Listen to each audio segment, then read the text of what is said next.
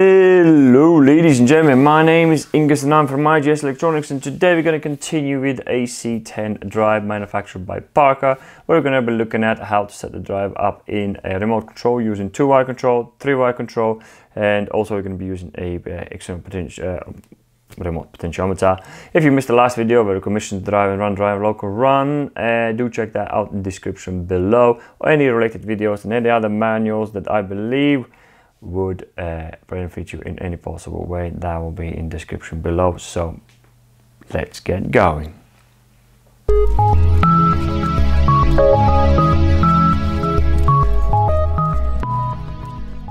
Here we are, ladies and gentlemen. So the first station we're going to be setting up today, it is our 2-wire control station. It's going to look like that: run forwards, run reverse, jog, and a speed controller.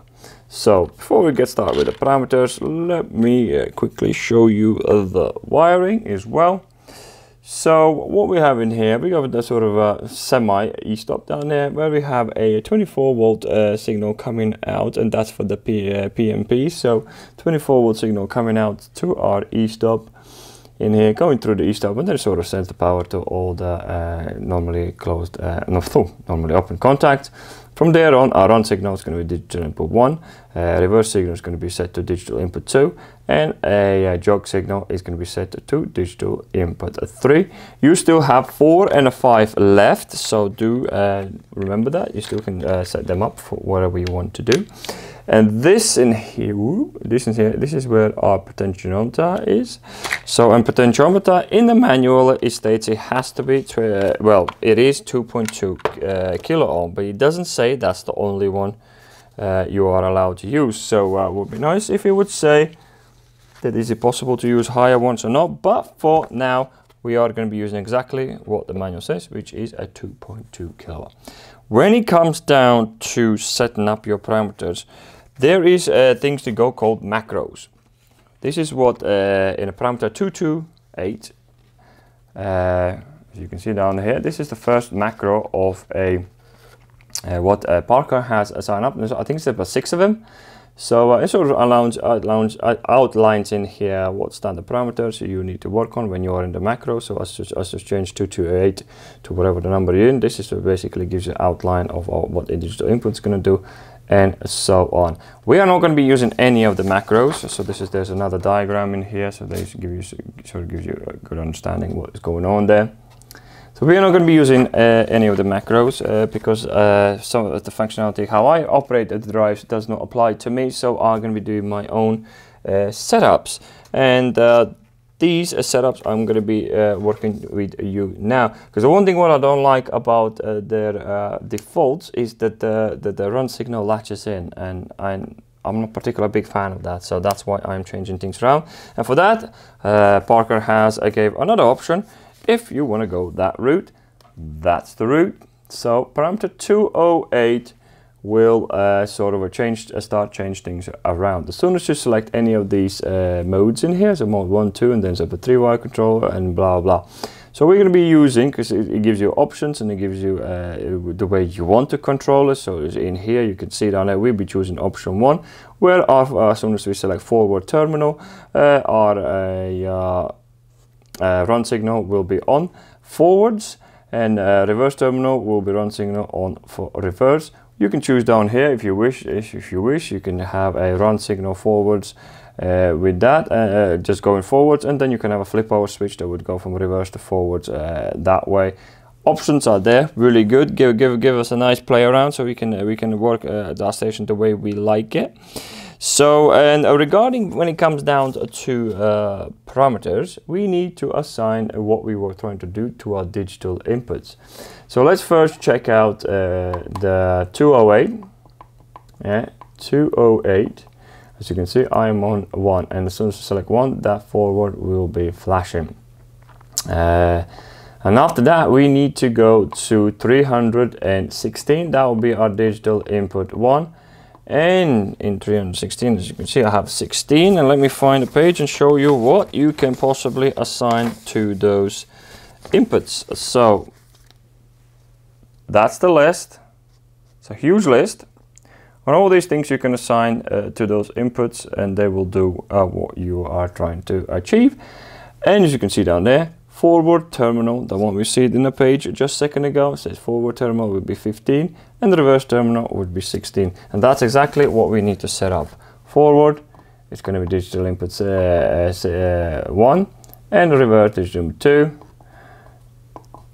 And 52, we are using our jog. And jog is 52 stands for no direction. So, but if you want direction, you can set it in here, forward run jogging and reverse run jogging. So you have that option as well if you wish to have it.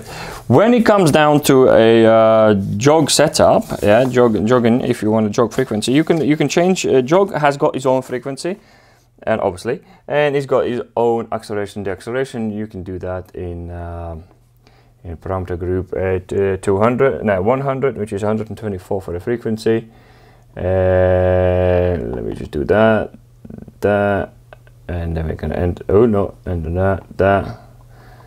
As you can see, 24. I have 5 Hertz on there, and I have set my frequencies quite low for the jog as well. So, so that's how you pretty much get this type of station going. I hope it gives you a good understanding the available options that you have, and regarding as well, if you want to see what's been assigned by default to your if you're not choosing any macros or anything. So these are the default numbers from factory reset. So do check that out. You will know what each one of them does, which are quite odd numbers.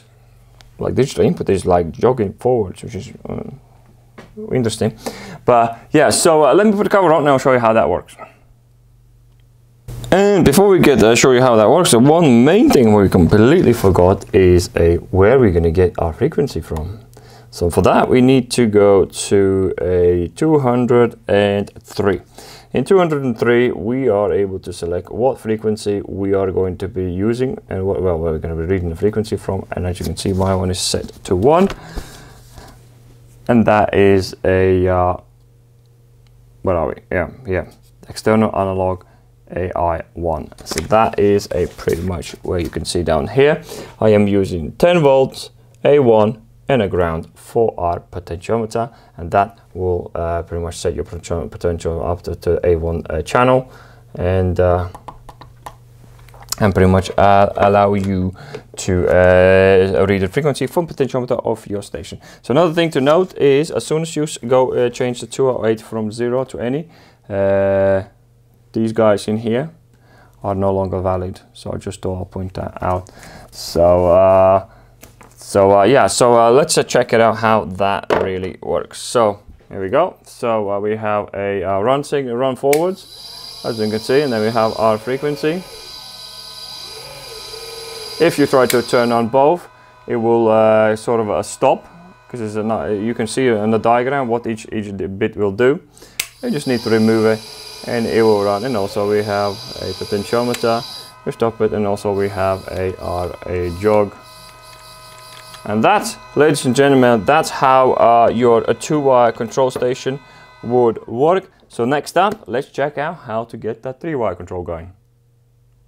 Here we are. So our 3-wire control is set up, so and this is how we have chosen a 2 station to look.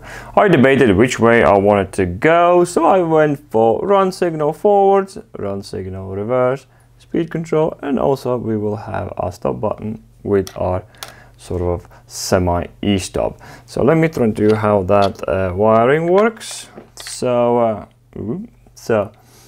again, 24 volt signal coming to a normally closed contact, goes to normally closed contact, goes to our stop signal, which is our normally closed, and then from there on comes through, and that signal goes. I have assigned that to digital input 3.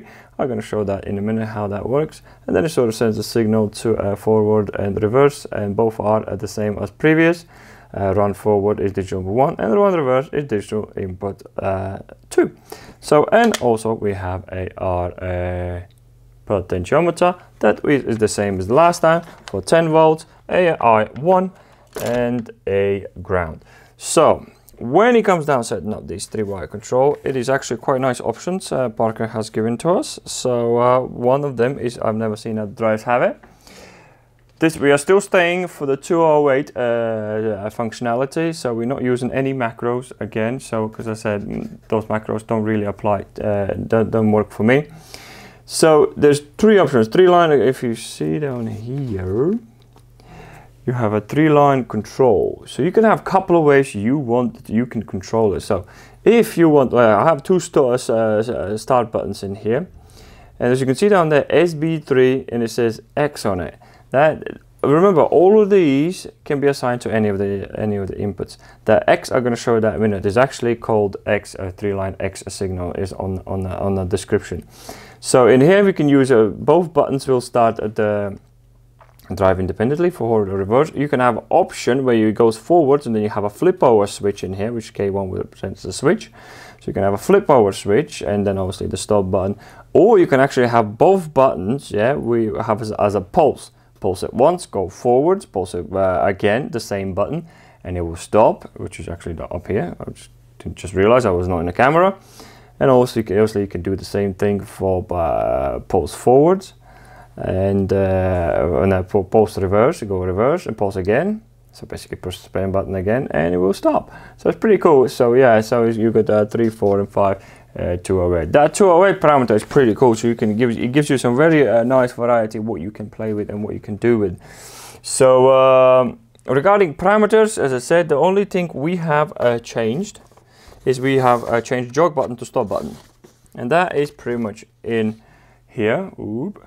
So in here, if you go down, it says a 3-line type input X, and this is what that X here means. Okay, this is your 3-line input X, and that pretty much will be your stop. And also, as you can see down here, we have where's there it is. So the stop. How the stop system is going to work, you can see down here, they've put it down in a description at the bottom in here. Selecting the mode of stopping the motor, so it is different to this guy in here. So so you need to make sure you choose for this setup. So you use this one because by default it's stopped by the acceleration time. So we're cool with that.